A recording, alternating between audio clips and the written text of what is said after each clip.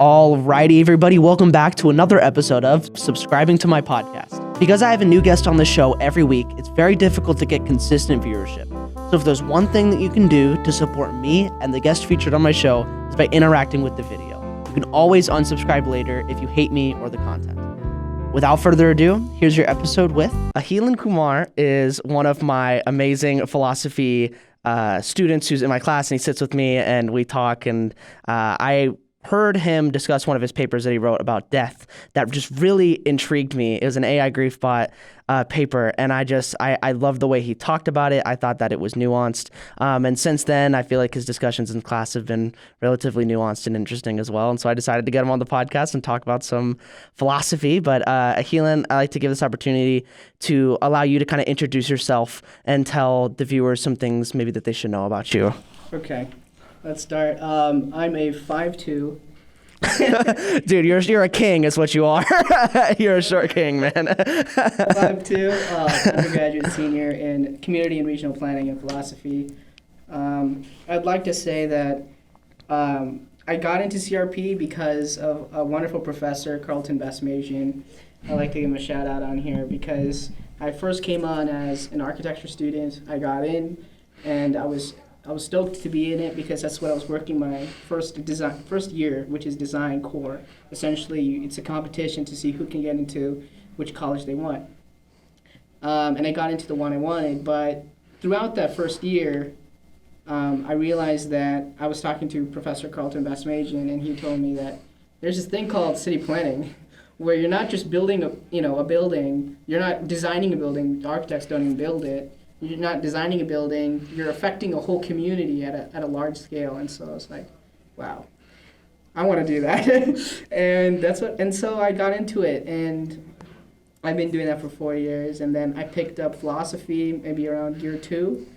Sophomore year, I took a class with Professor Runpal Dosanjh.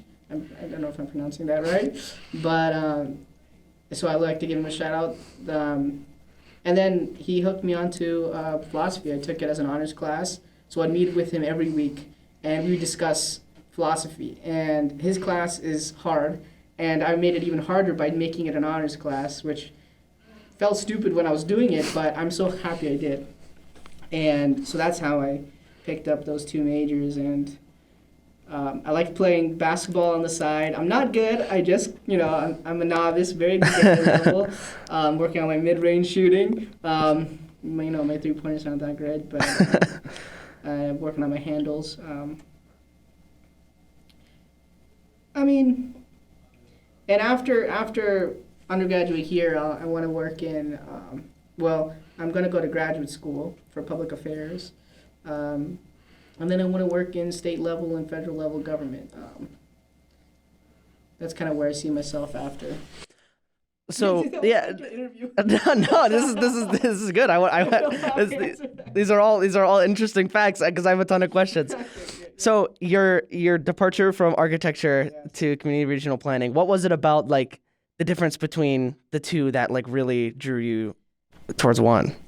So on a technical level, if you want to be an architect, you have to like pass a bunch of exams, like 5 exams, I think, after you graduate, which is also a 5-year program. And that's going to take forever. And most architects are architectural designers, so they don't really get to do proper architectural work. They're probably like fixing a little, like a mistake on a drawing or making the bathroom or something. These are stories I've actually heard from architects. So I did my research before I switched over. So, there's that. It takes a long time to get to where you want to be if you want to be a recognized architect. But also, who's going to afford an architect? Like, average people can't afford an architect. This isn't I don't mean to disrespect architects. Yeah, yes. And they're innovators in many ways, but definitely they're not accessible to the average American or just person in general, probably in the world. So that, and also the third thing would just be, if I work in government, which is what usually city planners work in, I feel like it's more stable. I know what I'm getting into. We have the Constitution is the basis of everything. It's not a private sector thing. I mean, Constitution is above everything, but I mean, private business runs very different from public sector. I think public sector, I can do more good than in the private sector. Well, and you had said in the questionnaire that I've asked you to fill out, you had said that you had worked in local government before. What was that? What did you do there? I have good stories. So that's a great question. I worked in code enforcement in a city called Ottumwa, Iowa. Yeah, I know. Okay, so Yeah.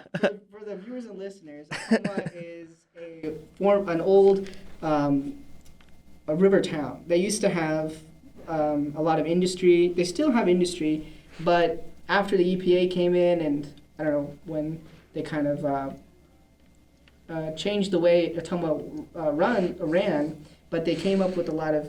This is the story I've heard from an Ottumwan, that they came in and did a lot of policy that helped the environment, but then that negatively affected the companies that were working there because they were leaching chemicals and all this stuff. So they left. They just left, and that left a lot of the Ottumwans in like a poor economic state. But there's a Tyson factory, Tyson meatpacking plant there. So it's kind of a low-income area. And this is from an outsider, so take it with a grain of salt. But I was working code enforcement there, and code enforcement essentially, you go around in my car. I had a little rinky-dink car. The department, code enforcement, got cars that were left over from other departments. When they got a new car, we got their old car. So I was in this little truck, no AC, it was, Oh my gosh. And it was in the summer. So I just ride around. I'd look at, I had a list of places that got complaints. Someone's looking at their neighbor's yard and that their grass is too long, they have trash in their yard, and I have to go and check on it, and if it's accurate, then I have to talk to the person. And of course, people don't want to be contacted by the government, Yeah. especially when they're right in front of your doorstep or they're in your backyard taking pictures, because not everyone's at their home, especially when we're out there. They're at work or something. So I would have to go into their backyard and take pictures, which felt uncomfortable. And there was a time, here's a juicy story for you. I went into someone's yard. I can say this. I won't say their name, of course.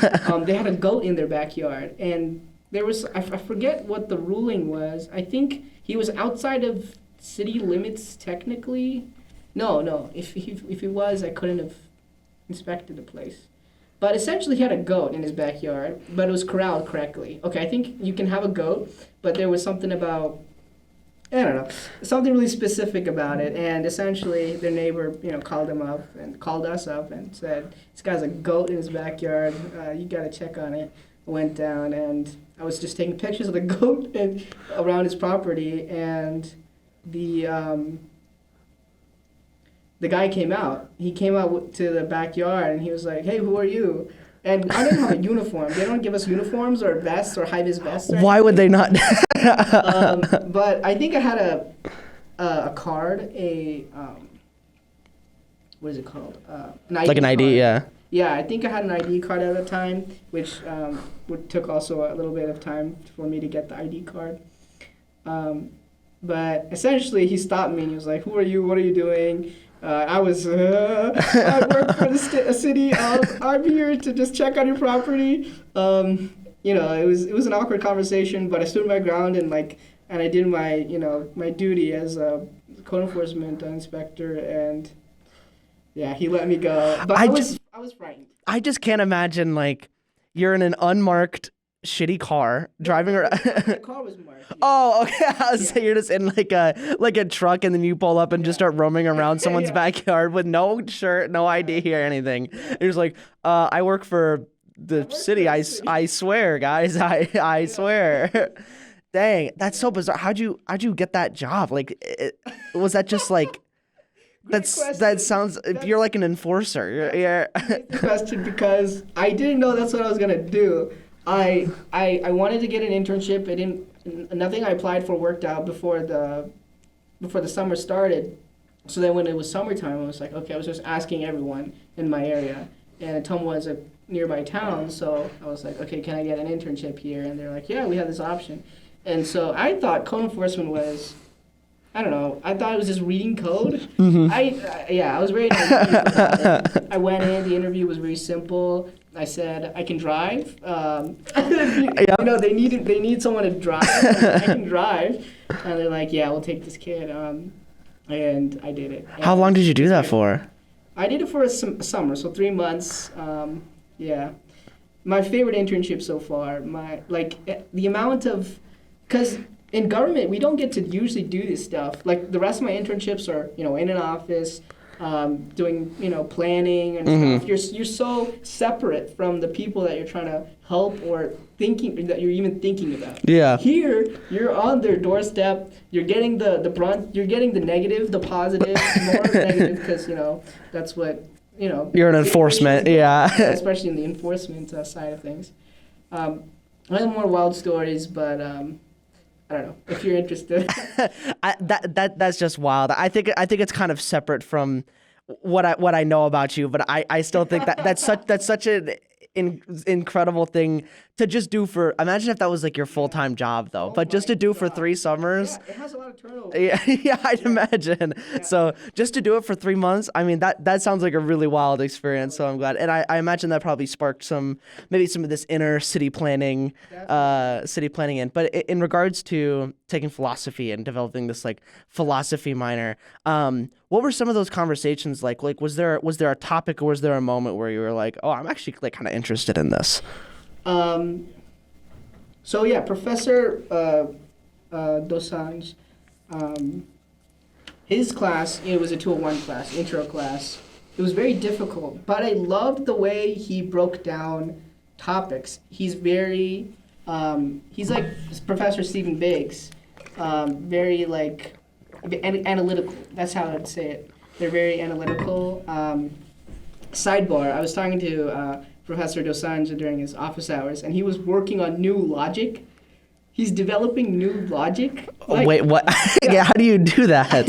He was explaining it to me on his whiteboard. I kind of I can't even say I kind of understood it. At the time, it made sense, but I totally forgot. He was essentially working with someone to like figure out a way to represent certain thing for logic. I think it's gonna be used in computer science. So some sort of like, but aside. So he's like, into this stuff real deep. But he was explaining topics in a way that just clicked.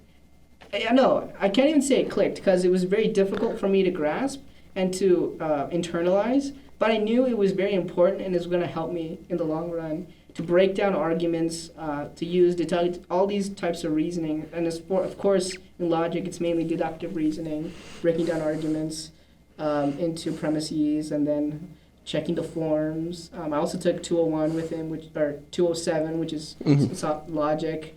I didn't do too good in that class, but I learned a lot. And I just like the way that philosophers think, especially analytical philosophers, because it's departed from the way we talk in general. We're not really careful with our words. We're not worried about the meaning. We're not worried about certain logical frameworks, which is fine. Like, it works. It's fine with the way we talk. But if you really want to be clear and careful, then I think philosophy is great for those people that really want that. And that's what I was looking for, which I wasn't aware I was looking for it, but inside somewhere it's piqued the spark, and I'm happy. I'm really happy I chose it. Well, yeah, and I feel like that careful aspect of logic is very important when it comes to philosophy. And I think the question that I ask a lot of people is like, how does this affect you? How does philosophy like help you, serve you? Like, how do you use this to be a better person or closer to where you want to be? And I feel like that careful aspect is like the biggest selling point, to where it's like, how do I not fall for all of these things that everyone else is falling for? How do I understand things in a deeper way? And so was that something that you kind of had to discover for yourself? And like, how did that, like, talk more about that careful aspect of philosophy? Definitely. I'm glad you asked, because I was very spiritual in my middle element, like for most of my life, maybe until high school. I was very spiritual, and I found meaning in my religion and the way which is Hinduism, and in the way my parents raised me, in the parables, in the axioms, and like these rules. But they were also open to talking about those rules in a very open way, and so it definitely started with my parents. I have to give them credit there. I think I forgot what question I was. So I was saying, like, in terms of careful, like, how do you use this? How has it benefited you? Okay, okay. That's where I was going with Yeah. this, is that I realized that as even if I was to be careful in understanding the axioms, the ground truths of religion, of what I was practicing, at least, because everyone's way of practicing is different, it just didn't. I couldn't analyze it properly because it was so deep. It was so tradition based. I'm not quite sure how to articulate it, but there's a difference. I don't know if you would attest to this, but there's a difference in when you analyze religion versus when you analyze something that's not religious. There's a big aspect of faith and a big aspect of like unknown. Like you kind of just have to take certain things at face value. Yes, like it's like a confirmation bias almost. Yeah. I feel like I was confirming instead of trying to actually analyze it. So when I came upon philosophy and the systematic way of thinking about things, I think it gave me the tool set, which, you could say, philosophy can be religious. People can take philosophical arguments and positions and be really religious about it. So it's not free from from the problems of religion as well, but it definitely is more suited for careful thinking because you're always supposed to be thinking. You're always supposed to be challenging, which we'll do later. Yeah. So that's what I love about it. And in faith, it's not about challenge. It's about I guess this is what the point of my answer is that faith is all about surrender. I think that goes for all religions, and philosophy is all about questions. Yeah, well, and I think there's something really uncomfortable about religion, in that to change your views on religion is so difficult. Like it's just a challenge. It's very similar to any thought process that you've had for your whole life. And so that's why I feel like philosophy does a really good job of giving you the tools. Like whenever you're ready to tackle this box of like really addressing what you believe, these are the tools that it grants you. But it doesn't necessarily make it less uncomfortable to like take apart your own thoughts and feelings about certain things. Yeah. And so in terms of like this religion and Hinduism and thinking about these things, did you discover anything about what you believe, or did these tools help you to uncover any truths for you, or how did that go? It made me realize that Hinduism and the way I practice Hinduism is a set of habits. It's a set of habits that I've acquired from my parents, from my family, from my surroundings, from my community. And the habits, I should choose the good ones and I should relieve the bad ones. Of course, the bad habits that we didn't practice, my parents didn't teach us to practice it, but is practiced heavily. Well, I don't want to say heavily, but is practiced in India is the caste system. So which of course is the separation of different people by the families they're born into. So we got to let go of the bad and keep the good. And so I realized that there were a set of habits, and I think philosophy is what allowed me to understand that. Was that pretty uncomfortable? I mean, it seemed like your family didn't practice it super much, so it didn't seem like it was a huge parting, but... Yeah, it was definitely a gradual awakening, I could say. It didn't happen all of a sudden. It wasn't an existential crisis. Yeah. Which, can cause problems, I think. Yeah, okay, so then you take this class and you're discovering things that are hard, and you're really interested in this logic-based thinking. Other than kind of challenging these things, were there things that you noticed about yourself or your thinking or how you interacted with people that changed? What were there any thoughts or feelings that you had maybe before getting into philosophy, then you take philosophy and now you've thought totally different? Like, has anything changed fundamentally about what you believe in the last, I don't know, 4 years since this is your last one? That's a good question. I do think more heavily, maybe not belief, but I take it to be a normative philosophy upon myself that I should be more rational. And maybe from value theory, you've heard me espouse those claims. At least to myself, I believe that I should be more rational. Probably because I was more feelings and passion based before, and this is a departure from that, and I think it's gonna yield different results. So I think for a change, for something different, it makes sense to me. But also, part of being rational and reasonable and logical is being careful, which is something that philosophy has taught me. You should take your time. You can say no. And okay, I'll throw something else that you might not know is that I was in Air Force ROTC my freshman semester. And in that, I learned you can say no. No is an acceptable answer. There's like 5 answers that you can have when you're called upon, or when you're called upon by someone. You can say yes, no, may make a suggestion, and I think there's 2 more. But no is an acceptable answer when you don't know anything, or you don't know, or you're not sure of what you want to say, or what you think, what you believe. And philosophy definitely supported that argument. Did I answer your question? No, you did. No, these are no, no, these are good. Well, and I'll always be able to ask something, after, even if it didn't necessarily, Okay. and I can always just ask my question again if I feel as if you didn't answer it. So no stress. I think that's good, and I wonder, when you're talking about this change from deciding to kind of be more rational, what does that mean to you? Like, that's kind of like an easier thing to say, but some people are just like, I don't know what that means. And that's furthermore when some people say, I don't want to be more rational. But what do you mean when you say I want to be more rational? That's an awesome question too,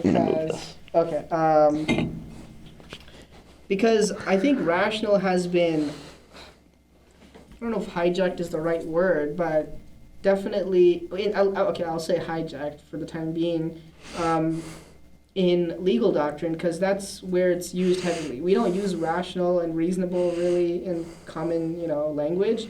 We use it lawyers use it when they write laws. Mm-hmm. So it's basically what they think is rational or reasonable, and that is up to what the judge thinks is rational or reasonable. I think I'm sweating. I know it's hot in here. Yeah. What the judge thinks is rational or reasonable. So it's up to lawyers and lawyers that get chosen to be judges. So that's like the background of what rational, I think, has the meaning it has in the world. But rational to me is, use my words carefully. Ironically, yeah.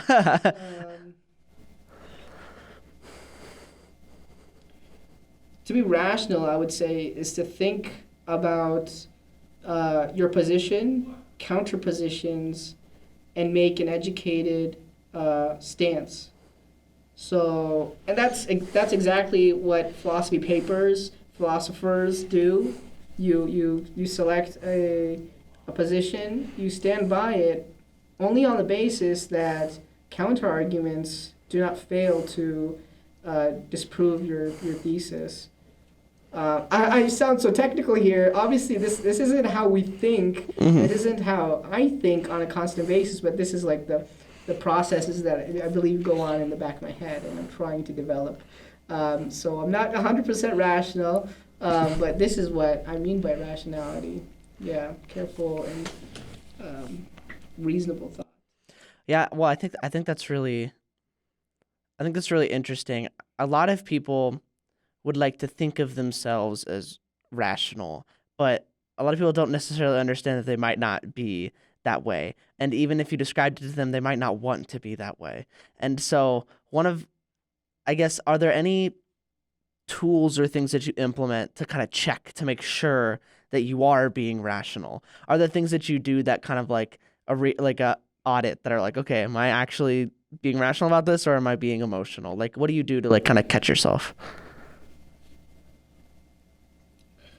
Well, probably when you get an emotion, you can feel it. Do you feel like that? I'd say so. Yeah. Okay. So when I feel an emotion, just wanted to make sure that's not just me. Yeah.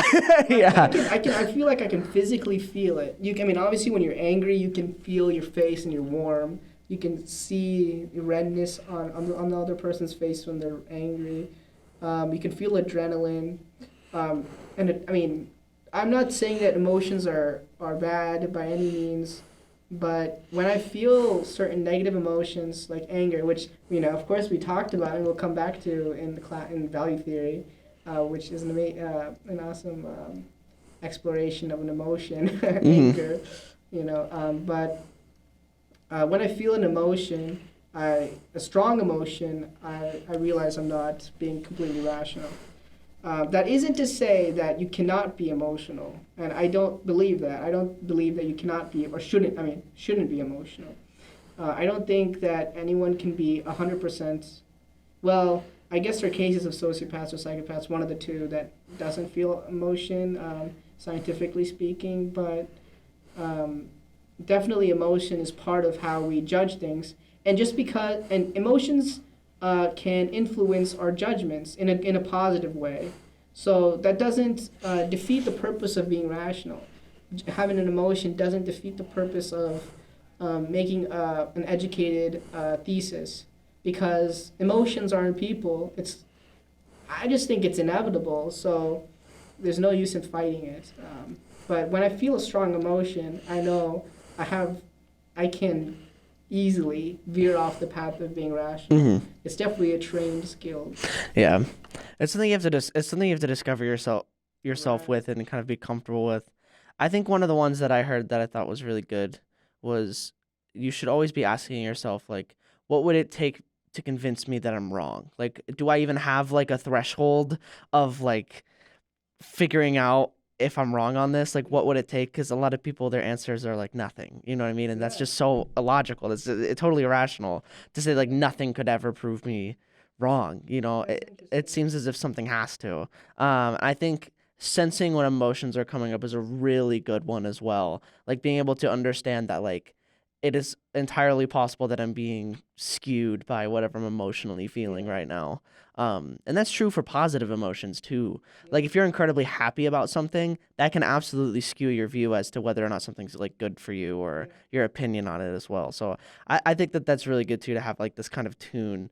But some people hear the extreme of that and they say, like kind of what you were saying, I shouldn't feel any emotion, or why should I control my emotions? And so the cost of rationality seems to be really high for some people. Where do you think that comes from, and what do you think that is? I think people like to identify with their feelings, and that's, perfectly fine. That's what they choose to do. But I choose to identify with my thoughts and my actions, and of course they're supported secondarily and tertiarily. I don't know if those are words. At least secondary. Yeah, tertiarily. I think so. I know what you're saying. By emotions, but I don't think it's not the primary method it's not the primary result I'm looking for. It's not the primary part of me that I believe is who I am, is my emotions. I don't believe in that myself, because that isn't to say I don't take responsibility for my emotions, but I don't identify with my emotions that much because they come and go. They fluctuate. I don't want to identify with something that's willy-nilly, like I don't think anyone's used that phrase. Yeah, willy-nilly. I use it. Don't worry. Like the ebbs and flows.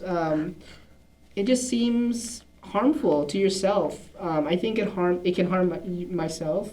I'm talking about myself, but I think it can harm other people to identify with feelings that are unstable, especially negative ones. If they identify with feelings of harm, of pain, it just makes me feel. It just feels bad inside just to hear myself say that. That people identify with that. But you can identify with happiness, and I would suggest that you identify, if you viewers, listeners, if you identify with happiness, instead identify with contentness. I think there's a difference between being content and happy. I think the happy is like the peaks of life. You can feel like when you make a game winning shot, 3-point shot. That's ecstatic feeling. That's not content. You're not content. You're not like, whatever. I just did that. I mean, maybe some really good players, but content is like this like flat line, but it's really high up on the graph. Like, if you were to draw a graph, 0, -5, maybe, let's say, +5. Content is a flat line at 4 or 5. And I think that is what people should identify with if they identify with their emotions or strive to. It's definitely not possible to stay content all the time. But wow. I think that's a really I've never thought about that distinction before as to like exactly what you are identifying with. I think something that you said in your questionnaire was that you are happy with like the mundane things in life, or you are like content with the mundane things in life. And I think when you make that distinction, you're kind of taking control of what makes you happy, in that like most of your life is mundane. Very few moments are that game-winning shot. Yeah. And so the only amount of control that you can have, you're going to be happy when you get that game-winning shot. You have to choose to be happy when you brush your teeth in the morning. Yes. And so it's like those that's the kind of distinction that I think is really important. I haven't necessarily thought about it in terms of that distinction. Yeah. I normally think about it in terms of things that I can control and things that I can't control. I can't control if I make that game-winning shot. I can control my reaction to it. Yeah. To an extent, obviously. It's difficult.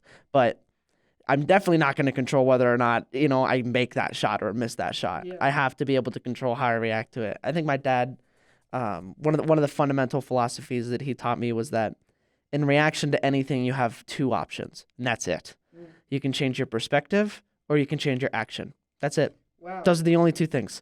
You can complain about it. That's not going to do anything. You can do whatever, but the only 2 things you can do is change your action and change your perspective. I'm a very change your perspective kind of guy. I know a lot of people who are very change your action kind of people, and that's okay too. But I think this does a really good job of like choosing what perspective to take in regards to emotion. So I think that's really cool. I'm going to turn the tables here real quick. I'll be the interviewer. Go ahead. What do you mean by change your perspective? Can you explain that? Yeah, I think in terms of philosophy, and we talk about like challenging your own beliefs, I think that that's the most important thing that you can possibly do. I'm led to believe that our brain does a lot to make things easier, to make things simpler, to interpret things so that it's easily digestible. If you want to be the most effective and have the most control, you can't just allow your brain to automatically perceive everything that happens for you, because then you don't have any control. It might be nice and it might be easy, but when something bad happens, you have to react that kind of way. When something good happens, you have to react that you surrender control. Yeah. The only way you can kind of have control is when you are controlling how you react to things and your perspective on those things. And it may be possible to do 100%, but there's definitely variation and there's definitely practice. And so my big thing is like changing your perspective on an event. So if like you piss me off because you do something bad, you punch me in the face and be like, my first reaction can be, this guy punched me in the face because he hates me. This guy punches me in the face because he wants to see me cry. Yeah. You know what I mean? But but like if I can control that reaction to be like, this guy accidentally punched me, like that changes so much. And it might not be true, but to change that, what I'm interpreting everything through is so important. And I'm a big change your perspective kind of person. But obviously not everything could be changed. There are some things that like are going to be that way, but even then you can kind of change how you react to it. So yes. And okay, so I think I like how you said, well, Okay. But my brain's working a little Yeah. overtime. Okay. Essentially, I've heard this great distinction between reaction and response. That they don't call first responders first reactors. They call them first responders because they have a plan.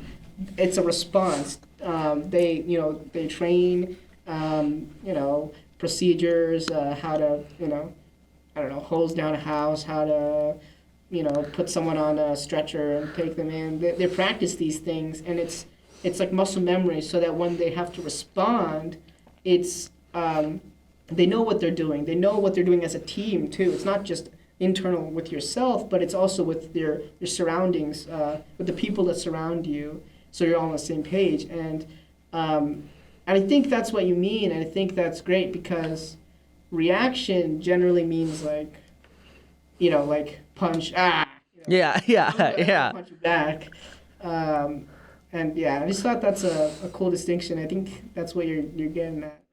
No, I think that's really good. I've never really thought about. I mean, there are a lot of these like definitional terms where it's difficult for me to describe these things because I feel like there's so many hoops you have to jump through first. Like you have to get through this idea that one, you can control your emotions. A lot of people are stuck on that, where they're like, Right. absolutely, I cannot control my emotions. If someone punches me, I'm going to be angry. Yeah. So that you have to get over that hurdle. Yes. Then you have to get over the hurdle of, should I control my emotions? Why do I feel these things if I need to subdue them? Yeah. Then you need to get over, like, is it even worth doing? Like, is the hard work worth That's it? number 3. And that, yeah, and so like you have all these hurdles, but I feel like finding these ways to kind of describe these things like reaction versus response. I think like these are kind of good ways to start the conversation of, look, like there are planned procedures and there are unplanned procedures, and my biggest thing is when you surrender control to emotions, that's just what you do, and it might be effective, but you'll never be able to kind of get past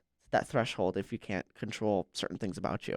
And so that's why I really like the decision to be more rational. The reason why I ask these questions, though, is because everyone wants to be more rational. A lot of people are not more rational. And so you first kind of have to discover, why aren't people doing this? Why aren't people being rational? They have to be making some sort of conscious decision. And I wonder, when you made the decision, what did you overcome to become more rational? Like what was the thing that you had to like take away to become more rational? Like how did you do it, basically? Or how do you work towards it? Because you're probably not done. But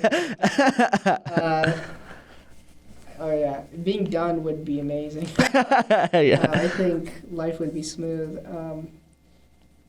Yeah, I think life would be smooth if I'm done but so I could hear an argument in my head, say, like a counter argument where someone would say, no, but in a world where everyone is rational, or if you're rational, everyone else is irrational, or is heavily emotion based, which I don't say is being irrational, then you're not in a better world. You're not, just because you're rational doesn't make your interaction with other people better.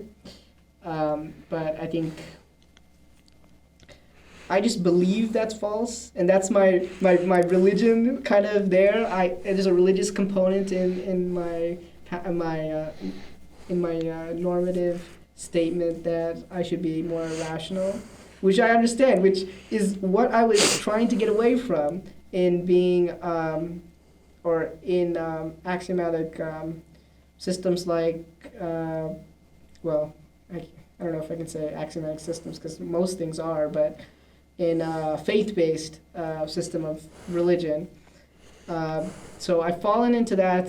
I've noticed that in myself as I'm speaking right now and before. But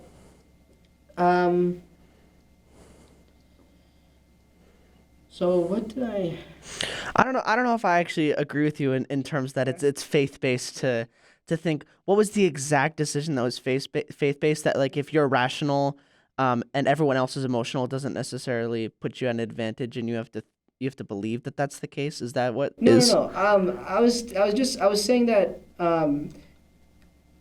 there's I can imagine a counter argument where someone would say, just because I'm rational doesn't make, if I become 100% rational, that doesn't mean that my life will be better than anyone else's life. It's because I've reached rationality, peak rationality or something. Because other people rely on emotions and that I would not rely on emotions. But my thesis is that no, being rational isn't just being isn't just being logical, but involves emotions. So I would say that that's my rebuttal to their argument. But the faith aspect that I brought up was that my what I'm striving for to be rational is kind of faith-based. And it's something I believe in that I should be doing. So that's kind of the faith part that I was saying, was that it's not like I have an argument that I can list out to you. This is why I'm rational. This premise plus this premise equals this premise, and then this is my conclusion. Therefore, I'm rational. It's definitely, there's a spark of faith that is a remnant of my not religious upbringing, but my upbringing with religion in it. There's a difference there, and the way I practice philosophy now. Okay. No, that makes sense. Okay. That makes sense. And that's definitely true. And I think that's probably true for all thoughts. Generally, it's hard to get into this debate on whether or not there are things that are just true, or like there are things that like lack, some kind of faith component. I think that's less important than the actual argument of like, is this worth pursuing? You can kind of circumvent that. Like, just you don't need necessarily. It's an interesting discussion, yes. But so everything kind of does require some sort of faith if you're going to be looking into the future for anything. But your initial question, I kind of circumvented it by my explanation because I don't have a good answer. I'll say no, like I said. It's okay to say no. I don't know what I lost completely because I feel like it's just, it's messy. I feel like it's messy. Like, it's not a clean thing. I can say, like, I lost this and I gained this. I think it's an amalgamation. So that'll be something I have to look into myself and realize what did I gain, what did I lose. Mm-hmm. I have to think about that. It's a good question. Yeah. I mean, that is really interesting. I think it's hard because when people talk about this, there's a lot of hedging that you have to do right away. That's kind of like, okay, I'm not like this extreme of what you're thinking I am. Like, I'm not this robotic person. Like you've kind of said multiple times, like, you have emotion and you should have emotion. But some people's accusations instantly are like, you're going to be lacking empathy. You're going to not be able to relate to anybody. You don't care about anything. And I just feel like, to have a conversation like this, you kind of have to just like hedge that out right away at the beginning and be like, yeah, true, which is super important. And so I think that does take some hedging, but I think you've done a wonderful job of making sure that people understand that this decision does involve some emotion. This decision also involves some faith, and it does involve some human nature. Because I think emotions are super OP. I think you can really such a good motivator to like be happy is so good. It feels good to feel exactly. So it's such a good motivator to be happy. It's a really good motivator to be angry. But controlling your actions towards that anger is equally important. It's a dangerous fire to hold, but it can burn things down really well. So I do think you've done a wonderful job of kind of making sure that you're covering all your bases before you prescribe that people become more rational. So there's this other conversation that I wanted to have with you. It seems like a lot of my associations with your philosophical beliefs are surrounding death, which is kind of scary. You're like the Grim Reaper of philosophy. But this is mostly because of that paper that you wrote that I really liked, and I just read it again recently, and it's still really good. And then also you're doing a new paper on some of the ethics of burial and some of the ethics of like death and some of those things. Walk me through that again. Like, what are you looking for? What are you researching, and what are your interests in regards to this? First of all, I want to say I was gonna bring my backpack with all my like stuff in it for my paper so I can break it down better. But I'll try to remember what I outlined and what I'm thinking about. But thank you for the first paper. I worked pretty hard on that one, and when I went up on, in front of the podium and I was speaking, I stumbled several times. I said, oh no, I worked on this hard, but I messed up on the presentation part. But so this new paper that I'm working on is essentially, I'll give some background on it. So essentially, if someone dies, they go to, you can take them to be buried. You can take them to a crematorium. You can do several things with them. There's not new things that are old. So natural burial is coming back. Natural burial. Guys, back. it's the new hip thing. And there's like you can cremate a body. You can crush the bones. You can put them in like a sack, like a burlap sack with dirt in it, and in a sapling, and you can plant them. So. And companies are advertising this, and if you noticed, I didn't say it, but when they say they plant the person. When they advertise these things, they advertise it as that there's a person still in there. It's like they make these philosophical statements in their advertisements, like because they want to sell it, and they want to connect with the family. They want to show that, oh yeah, you're doing this for the person, which, if you believe that, you believe it. But that's a side note. But essentially, there's a lot of burial practices that are used, and especially for cremation, you could get an urn and you can put it on your mantle, or in your room or something. So there's not like a track. You don't know where the urn is going. You don't know in a record form. So essentially, knowing this information would help city planners. Back to city planning. City planners determine where they should build crematoriums, where they should build cemeteries, or make sure land is available for a cemetery. Make these land use decisions that will definitely be more impertinent, be more decisions that will be more maybe political. They might be politicized in the future. They might be more... it might be difficult, essentially, to make a decision on whether to create a new cemetery. So Professor Carlton Basmajian is working on this project of essentially thinking about the dead, thinking about the dead and death planning, what you do with the dead and how you can plan around them and plan on the spaces that they're held.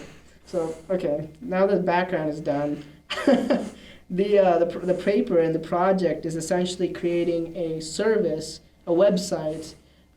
It won't go public. I'm just working on the a prototype version where a user. So you could go onto this website. You can input the location of your loved one on this website. You can maybe even put a little obituary. You can write something up about them. You don't have to put a point location. You can choose a zip code.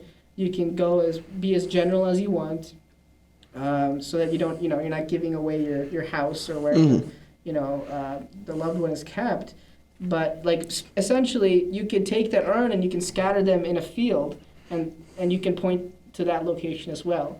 So this will help city officials know what they need to do, and it doesn't seem like a big deal. It might seem like an invasion of privacy, which definitely is something I need to address.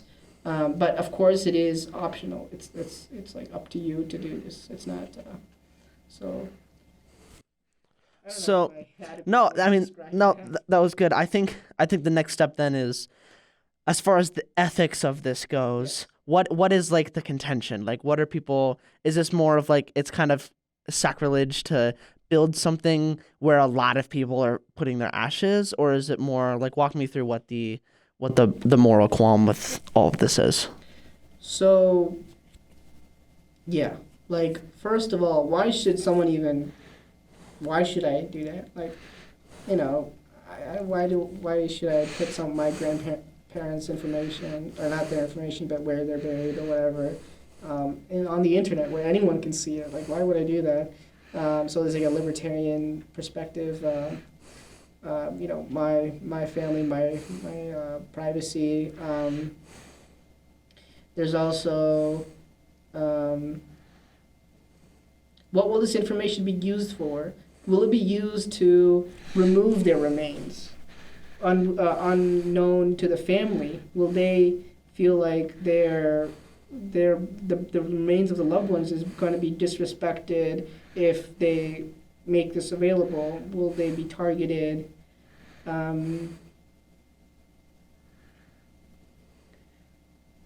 Those are the two that come to mind. I haven't started the writing process of the paper yet, so I haven't deeply delved into the problems. But those are two big problems already.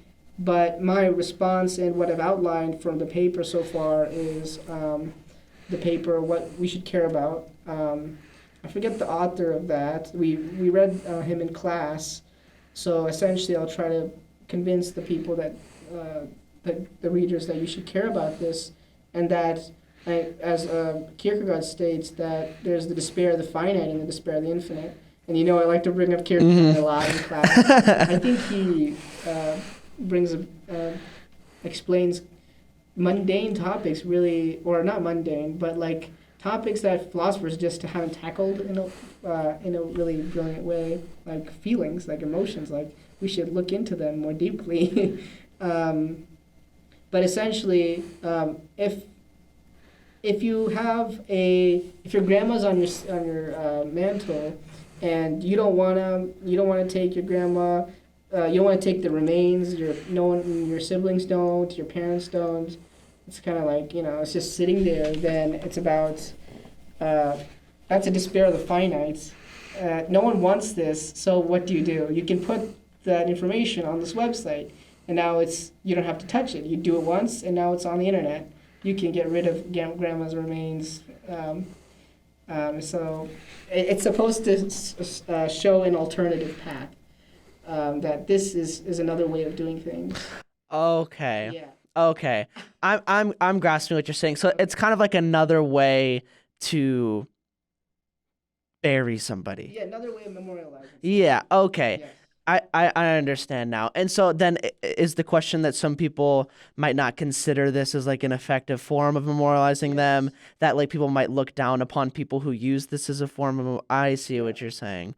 Oh, okay. That just opened up my mind to like what this, because originally I was like, I was on the more of the logistical side of this, like, are some places considered, because I know there are certain places like Disney World, apparently a lot of ashes get dumped at Disney. That's just, I've heard this on like TikTok or something, so it could totally be like bro science, but I hear stuff like this, and I was thinking it was like a logistic thing, like is it appropriate to build things on places that people throw their ashes on? But now I'm seeing it's more of like, is this morally acceptable to do this? Oh, okay. Yeah, my take, because as I'm aware, it's not legally challenge. It's not like a problem legally speaking. At least the tool, the website I'm making. So it's more of a persuasive argument, trying to persuade people that this is a form of memorialization, not like forget about burial, forget about that. You should just do this. It's not kind of like that. Oh, that's actually crazy. Okay. One of the really cool things about this is I was thinking of an event idea, because I know that other cultures will do this. But it's kind of like a way of, kind of like a Remembrance Day, and that like the people that you've lost in your life, nobody else gets to know about them or meet them. Like when you talk to somebody, I don't get to know the important people that you really care about that you've lost in your life. Mm-hmm. And there are only so many ways you can express that to me to where I can know the person that you're talking about. You know what I mean? And so one of the ways that you could do that is if you like describe them to me, or you showed me videos and pictures, and I like, you just say like, hey, here's my like grandmother or something, and she did this and it was awesome. That now we share this connection of like, I know who you lost and I know how that's important. I feel like at a cemetery, you don't get this at all. You see all these people and they're all just headstones. You know, you don't get this. But if there were an online platform that kind of memorialized the average person, that could be a way like, hey, this is somebody really important to me. Here's the link. And I send it to you, and it becomes a more normal form of describing who a person is. You opened up something for me too, the way it can be used. I never thought, that's great. Well, yeah, because everyone has important people that like they wish they could talk about or show, you know what I mean? And the internet is rising, and I know with some of the people that I've lost, like there are huge internet footprints of these people, Yeah. but no reason to check them out. Yes. So if I could like give somebody like basically a online gravestone of this person, be like, Yes. this is all the things that this person did, it could kind of, you could share Yeah. your loved ones with other people. Yes. Um. Oh man, I was gonna say something. I forgot. In regards to like showing people your loved ones, internet footprints, Oh no, I don't have anything. dang. What you said was good. It was a good point. Well, yeah, but I think that is really interesting. I think you will have to tackle, um, it's a very modern view of death, and that like the tools are very new that you're using to memorialize somebody. I don't know, like if I tried to convince my like 60-year-old grandmother that like you're gonna be buried online, she'd be like, no thanks. So I don't know. I guess the big question is I don't know if this will ever replace what we Yes. have. It kind of acts as Yes. a dual situation. Yeah. Definitely like the emotional side I think will remain with the physical body. Like when a body gets cremated, when it gets buried, all that stuff will still remain. I think those traditions will remain. But like you can share this link with your friend. I love that you said that that you can do this, and you can't do that with yeah, with the grave. Yeah. Well, yeah, because I've seen, and I was thinking about doing this, but putting like a QR code on a gravestone that like links you to like a YouTube video or something. I think that would be like, I think that would kind of revolutionize how people explore and how people get to talk about these things. If there is just like a QR code to my, like when I die, my podcast is a QR code on a gravestone. Yeah. I'm plugging even even beyond the grave. But wow, I didn't even think about this in terms of like an internet catalog, um, and what that would mean to people emotionally. What do you think? What do you think about people's association that this isn't maybe enough to commemorate them, or like that this doesn't really do what you're thinking it does? Because I could see a lot of people's criticisms would be like, this is kind of inappropriate for Yeah. somebody that I love to be on a website. I don't know. I would just say it's optional. Yeah. You don't have to, use the website. If it picks up, it picks up. It's an experiment. It's not like you should do this. Although my paper will attempt to persuade people to do it, it's up to you. I think that's about it, really. Your traditions are your traditions. You do it because they help you grieve, and if this helps you grieve, then great. Definitely, it's more. Well, I don't know if I could say more permanent, unless the internet breaks down one day. Yeah. But it feels like it's more permanent than a stone is. But I would still prefer. It's different touching a stone or touching the urn or something than Yeah. you know. So yeah, that's what I was saying, that it'd definitely be more of a both situation than it would be a replacement. But I still think that's a worthy pursuit.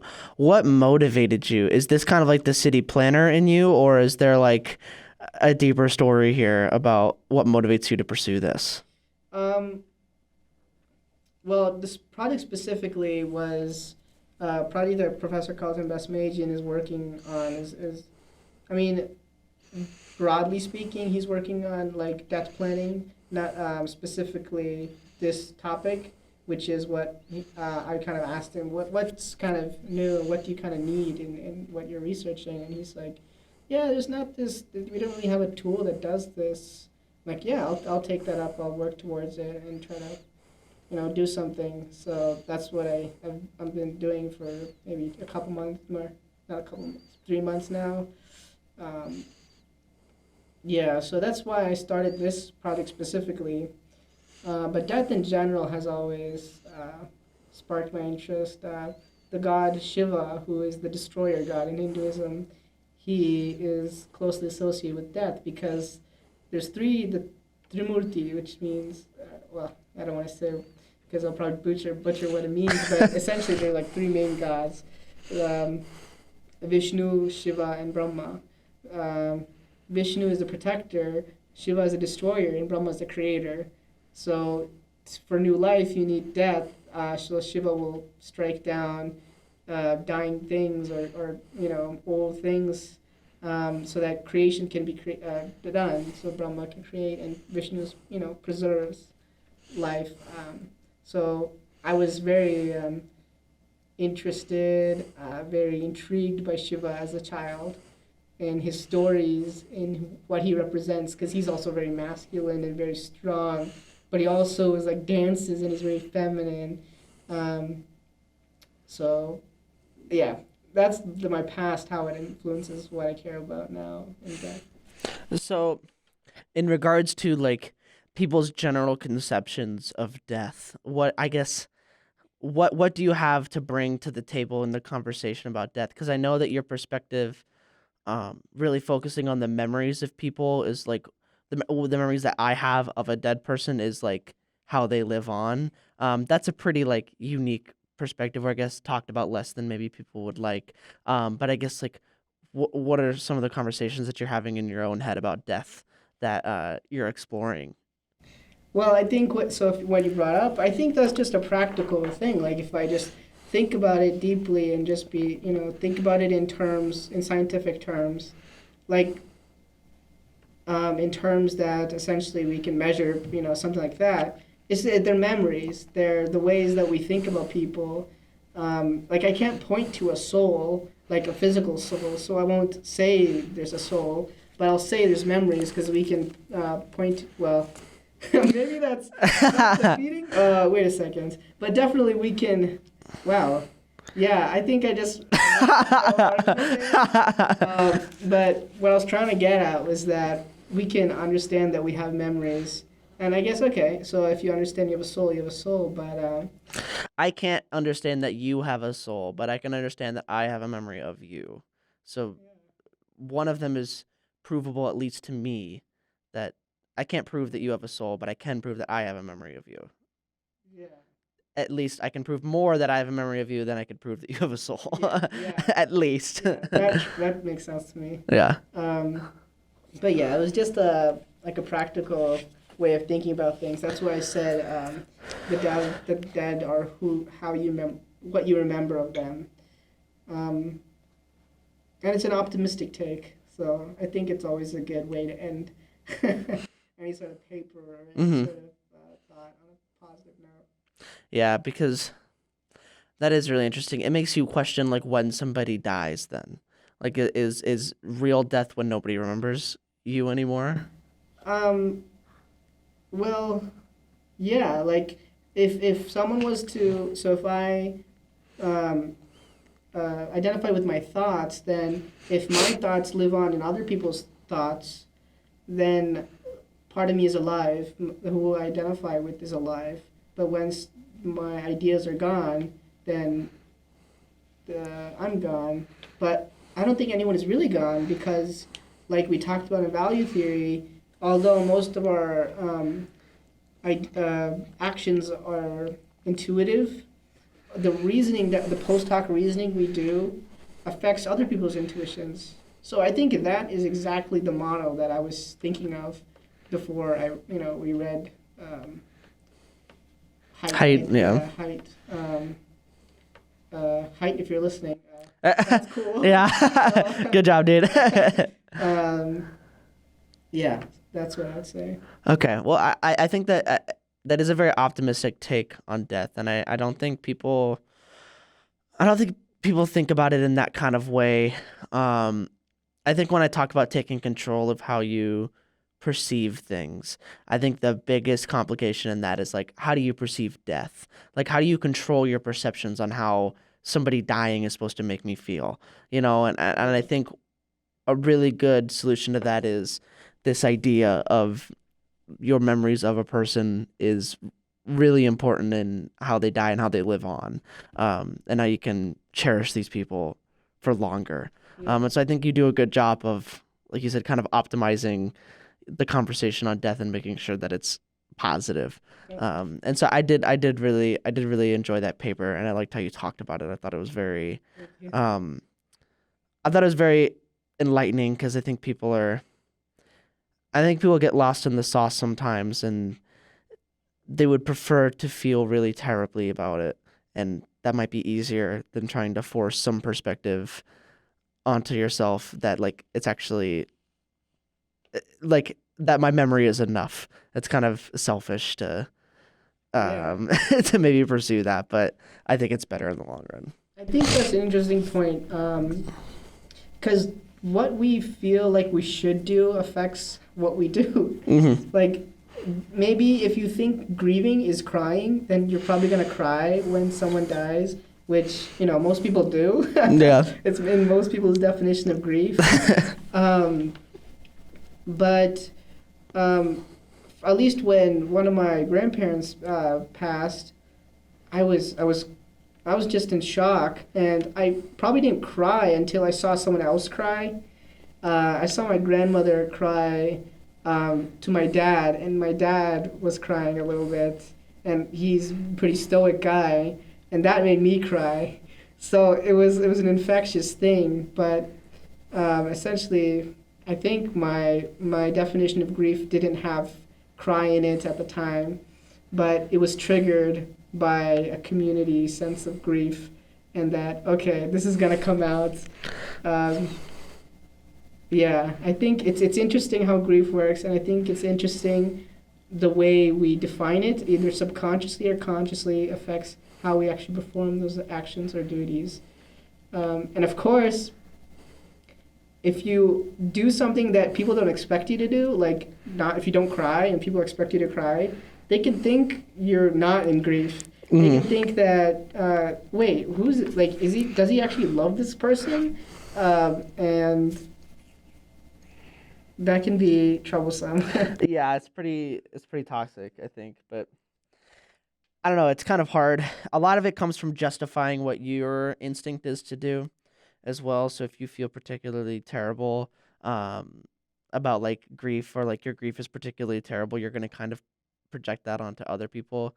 And if they're not feeling as terribly as you are, that kind of breeds a little bit of frustration. Like, how come you get to be cool about it and I have to like feel this, am I like weak because you're chilling, And so there's lots of coping that you can do to be like, you just don't love them or whatever. So I think that's super true. And that's why it's kind of dangerous, although I'm completely chill about it, but it's kind of dangerous to talk about grief because everyone does it in their own kind of way. And people don't like to talk about death in general. Like, I'm like, just the fact that you were surprised that I think about death, or that I'm pursuing this topic is evidence that people don't talk about death openly. And of course there are good reasons for it. Like, you don't want everyone to know about maybe your personal beliefs. It's very sensitive. You may not know how you process it yourself, so you don't want to say something wrong, or you don't want to blabber about something, which is what I'm doing. We're just yapping about death right now. So it makes sense. There's a good reason for it, but I think with the wave of mental health being out, people talking about it, different services advertising, therapy services online, this might be a good thing to add on to it. Yeah. Talk about death. It's something that they talked about more in the ancient times. Memento mori. I don't know what it exactly means, but something about remind someone of death. That's what the phrase means in Greek, I think, or Latin. It's a Stoic philosophy that you should always think about death, so that you're doing your best right now, so that when you do die, you're happy with the way that you left. Yeah. Well, and it's scary. It's like a scary thought, and it's the most unknown that we have for the future, because nobody knows, No and one's come back and told dude, this is sick, dude. There's a like goes up into this like cloud. Yeah, Just think of, like, it's Tom just and Jerry. yeah, it's just like you imagine, bro. Yeah. My ghost floated up, and it was so Yeah. crazy. But I think it's I don't know. I'd like to think that it's something that everybody learns about and becomes comfortable with, but it's something that happens a little later. I think my shock in your comfortability with talking about death is that you're as young as you are and you're talking about death the way you do. That's the more Okay. like interesting part is that like you normally learn this lesson. It takes a long time when like a lot of people in your life like you discover these things, and Yeah. um I think it's kind of overpowered to have this sense of death early so then you can live with that effectiveness Yeah. throughout your life. Um, Yeah. and so that's why I think the conversation is really important. Very much so. And that isn't to say that my opinion, my perspective, my thesis, all these words for the same thing, won't change, because what I loved about Professor Big's not speech, his interview or podcast was that he said you shouldn't be certain about anything, really, like 100% certainty. And what you say too, what you like to say is that, it has to be, you have to like ask yourself what opinion or what premise would destroy my thesis. Am I saying that correct? Or, Yeah. What would challenge my belief? You have to be open to like keep the door open a little bit so that someone can pop in and say, hey, what you're doing is kind of off, or here's my alternative, or hey, I like what you're doing, and they join you. So yeah, there's always a little bit of doubt, and I think that's healthy. So I'll just slide that there. Yeah. No, and I've really appreciated your honesty in that like things change and that like you don't know. And I think it's difficult for some people to swallow that pill. But I also think that I don't know, it just I'm trying to discover a way to quantify that sentiment so that I can describe it to people because I feel like if you listen to any like politician on the internet or something and they're talking about it, they always say like you could prove me wrong. Of course I could be wrong on this, but like they're in denial of whatever proof is being put. And so I wonder like if there are ways that you could say like look, I used to think this and then I saw this, or like if we could show that journey of change that like people could be like, oh dude, that's actually me. Like right now I'm like super in denial about this certain thing. Um but I think as that's really difficult to achieve, talking about it, saying like look, you need to really think about what you believe, I think is just as important. It's like just being able to say have a little bit of doubt about it, like leave the door open is equally important as I guess it's the best we can do right now, so I think it's really good. Um that's we've been running for about an hour 15, which is like the fastest hour ever, as you might imagine. But I like to give the time at the end of the episode for you to kind of maybe summarize your thoughts or say any final words to the people who have made it this far in the episode. But the floor is kind of yours to just kind of talk us out of this one. Well, I'll look at the camera and say this. I think take a moment to think about what you're doing. And it doesn't have to be now. It can be later. Most of us do it. Most of us, when we make a mistake or we feel like we did something wrong, or like when we're talking to a girl, I'll speak from experience. If I'm talking to a girl and I feel like, oh no, that went horribly wrong, I'll like beat myself up about it and be like, oh, this is ways it could have been. But instead of being that having that reactive mentality, respond to your mental states, your mental processes that you were just in or are in, by like planning it out. Like, okay, this is what happened. This is how it could have been, and maybe writing it down. Essentially, have a framework that you go through in your head, and just be like, okay, this is, and dissect what you did. I think that's a better way of doing things, so that in the future, if what you've written down or what you've thought about makes sense to you, then you'll follow that for the future and in later circumstances where you do talk to another girl, talk to a professor, talk to, I don't know, the president, or, where you might be like a little shaky. So be careful, think for yourself, think about yourself, just and um, but don't take things too seriously. It's easy to be super serious if you think a lot. It can be easy, but you gotta have some fun in your life, comedy and yeah, just enjoy it. I don't know. It's Yeah. tough to sum up life. I would say it's kind of a hefty challenge, but But that's what I would say. I think he did. I think he gave some wonderful tools just for people to think about for the next time they try to talk to a girl. But it was awesome having you on, man, and thank you.